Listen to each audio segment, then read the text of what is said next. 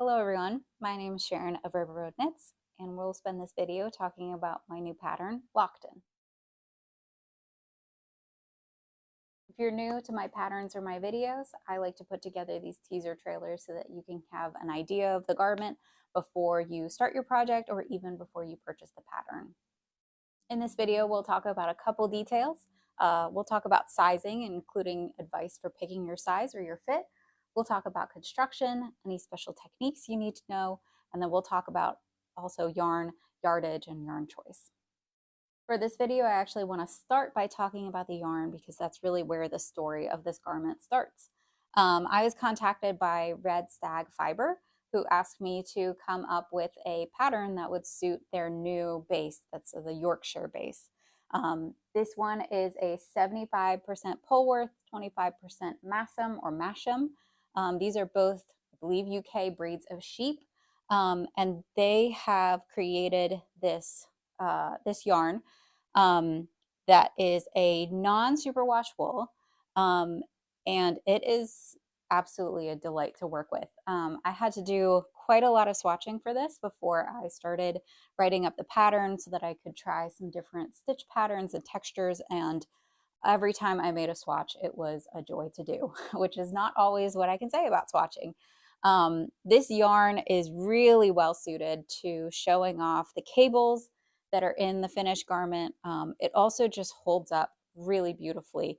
It creates a sturdy fabric, but it is really incredibly soft. From my little bit of research, both of these sheep breeds, they have a longer fiber length than merino, which means that they are sturdier, but it is really a pretty soft, I would call it, for me, a next to skin softness in this yarn. So it's really a fantastic choice. I really liked coming up with a garment that would really show off the features of this yarn. So that's where the story starts, is this Yorkshire DK. They also have a sport weight version. I would highly recommend checking them out for either this project or any project that you have. The base or the colorway that I chose is called Aberdeenshire. And it's this beautiful grayish brown, cool toned brown. I think it's really nice. The whole process of working with this yarn was a real delight. So I'm going to link in the description to their store so that you can check out this base and any of their other bases and all the colors that are available, so you can start getting some inspiration. If you'd like to use a different yarn for your project, I'll give you some things to consider. I would recommend using a wool and possibly even a non-superwash wool if you have it. That's going to help the garment keep its shape. The non-superwash it's just a little more grippy, which means that it's going to hold a little bit better structure for you. You want to choose a yarn that's going to show off the cables. So for that reason, I would go for a semi-solid or a tonal. You can always, up to you if you'd like to use a variegated, but the semi-solid is going to really let the cables pop on this. So that's something to consider if you're going to be picking a yarn from your stash or shopping for this pattern. Let's talk next about sizing and picking your size for this garment. There's actually two fit options for this vest. I call them a fitted and a boxy, or based off of a women's and a men's fit, traditional women's and men's fits. This is the women's or fitted version. Stylistically, the two options are the same. The difference is going to be the width of the shoulders. So the boxy version is going to have a wider shoulder, and then this one has a much narrower shaped shoulder. The bust sizes across them, or the chest sizes, are actually the same between the two fits, which means that the fitted version is going to have more increases to get out to your final bust measurement. Another difference is the waist shaping. The fitted version is going to have optional waist shaping that you work. And here my sample does have the waist shaping. And those are the two differences, basically the shoulder width and the shaping in the body. I also am recommending a little more length in the in the boxy version or men's version, both in the armhole and in the bottom of the body, just for larger bodies, taller bodies. But of course, you can adjust these lengths however suits you best. So those are the two fit options. The fitted version is going to be coming out first. The boxy version is going to be coming in a couple more weeks when those testers are completed. So you can keep an eye out for that one coming your way soon. As I said, both of these options have the same bust or chest circumferences. There's going to be 10 sizes, and these range from approximately 29.75 inches to 65.25 inches. In centimeters, that's 75.5 to 165.5 centimeters. That's around the finished bust or finished chest. Now, this is going to be a little bit variable because there are so many stitch patterns. You've got this diamond pattern, you've got stockinette, you've got these cables here. And so that's all going to be a little bit different. I make a recommendation in the pattern. I give you the gauges of all these different stitch patterns, but I say if you are willing to take a little bit of a risk, you can swatch only in stockinette and then let the gauge for the other ones kind of go based on what you get in the stockinette. Now, what this means is that your cables, you may block them a little bit looser, a little bit. They may come out a little tighter than I specify in the pattern. So there's going to be some variability that wouldn't be present if this was all a stockinette and it's very predictable what the final dimension will be. So for that reason, I would recommend a little bit of discretion in what amount of ease you choose. I say for the women's or the fitted version, 1 inch to 4 inches of positive ease. You can, the men's version is going to have a little bit more recommended ease, or the boxy version, just that you don't, it's not quite so tight to your body.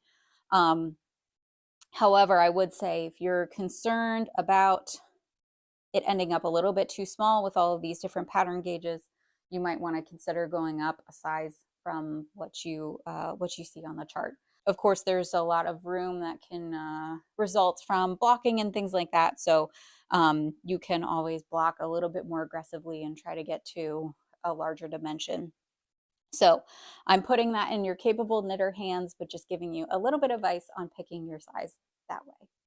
I do also want to mention the approximate yardage for these sizes. As I mentioned, the men's or the boxy version is still in testing, so I'm not 100% sure on the yardage for that. The fitted women's version, the range of yardage is about 1,000 to 1,800 yards, which if you're buying the Yorkshire DK, that would be about 4 to 8 skeins. The men's version, the boxy version, I expect to have a little bit more yardage because of the wider fit on the shoulders, as well as the additional length as written. So that might push you into a 9th skein, but I will list all the yardage. You'll find that on all the places that you can purchase this pattern. Okay, now let's talk about construction. This is an almost seamless garment.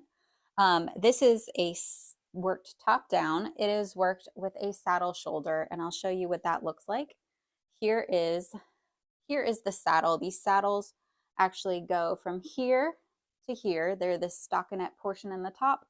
You work starting on the outside edges, working in on each of them, and then you're going to meet in the middle and do this this join in the middle. I have done a decorative exposed 3-needle bind off. You can also do that on the opposite side so that it is a little more seamless. If this is a design feature, I like having that exposed seam in there. The saddle shoulders actually have increases built in, and because they're worked to the side, what that means is that you actually get shoulder shaping without having to do any short rows. So these shoulders will actually be shaped just as a result of working the increases. At that point then, you'll pick up along the saddle shoulder edge for the two fronts separately, working the increases for both the neckline and the sleeve, and you'll do the same at the back, working the increases for the armholes. At the point that you get to the underarm, you'll join, and then you'll be working this entire body flat. This is going to include some decreases for waist shaping, and it's going to include the pocket row, where these pocket stitches are put on hold while the rest of the body is worked. I'm sorry, these stitches on the inside are put on hold. You'll cast on for the pocket edge and they'll be worked with the rest of the body. Now, when you get to the end of the body, that's when we're going to transition to a fisherman's rib. This bottom is the fisherman's rib. It's worked in line with the rest of the body. And once that is bound off, then you'll do the edges, the button band edges for the front and for the top collar, as well as the ribbing at the sleeves. So that's the construction method. I say that it's almost seamless because you do have one bit of seaming to do on the inside of the pocket. Once you're done with the entire garment, you're going to pick up the held stitches for the inside of the pocket and you'll work the inside, bind off, and then tack that in on the inside. So just a little bit of seaming, but then that gives you a fully lined functional pocket. Let's also talk about some techniques that you'll encounter in the pattern. One of these is pick up and knit at the edges of the at the saddles. There's also the join in here, which I do as a 3-needle bind off. You could also do it as Kitchener stitch if you didn't want to have the exposed seam. You will have to know how to read charts. The cables are charted, and as well as the back panel here, those are all charted. So you'll have to know how to read charts for that. And then the fisherman's rib. This is a full fisherman's rib. That just involves a ribbed pattern where you knit into the stitch below. It's really easy once you get the hang of it. So if you haven't done that before, that's an easy technique to pick up. You'll have to do a little bit of seaming, like I mentioned, in the pockets, but that's not an exposed seam, so it's a little bit more forgiving. You'll also have to attach the buttons. I give advice in the pattern on how to space these out depending on the number of buttons you have. I describe how to make the buttonholes. So even if you don't have a lot of experience with that, I walk you through the details of that. The last is I've put a recommendation for a sewn tubular bind off. That's what I used on all of the edges of this garment. I think it looks really nice with a 1x1 rib like the fisherman's rib. It gives a really nice polished finished edge. You can substitute for any bind off that you like, but that's my recommendation and that's what I used in my sample. Before I wrap up this video, I want to talk about the inspiration behind this pattern. As I mentioned, Red Stag Fiber and I collaborated on this project, on this pattern. Josh, the owner of Red Stag Fiber, he and his wife like to travel a lot, especially in Europe. So all of their colorways are named after different places, especially in the UK. This got me thinking about what piece I could put together that would kind of draw on that inspiration. So my vision was what you would wear on a hike in the English countryside in the fall or in the spring. So that's how I came up with this nice layering piece that you could wear it indoors, but it's also like kind of a piece to throw on. If it's a little chilly outside, you've got pockets to collect little rocks and things. I've got a little dried flower that I keep in mine. And I like to think about some of the like European architecture when I was coming up with this cross diamond pattern. I also enjoy these cables. These remind me of stag horns, and that's why I chose those to go along with Red Stag Fiber. So that was the inspiration behind this pattern. So I hope you enjoy that. Thank you so much for watching. I hope that you like this pattern. I hope that this video was informative. In the description below, I'm going to drop links to all the places where you can purchase this pattern. I list on Ravelry, Etsy, and Lovecrafts, so you've got options on where to purchase. I'm also going to link to Red Stag Fiber so you can look at their Yorkshire DK base that I used on this project, but you can also see all of their wonderful yarns and colorways that they have available. Thank you so much for watching. I'll see you later. Happy knitting.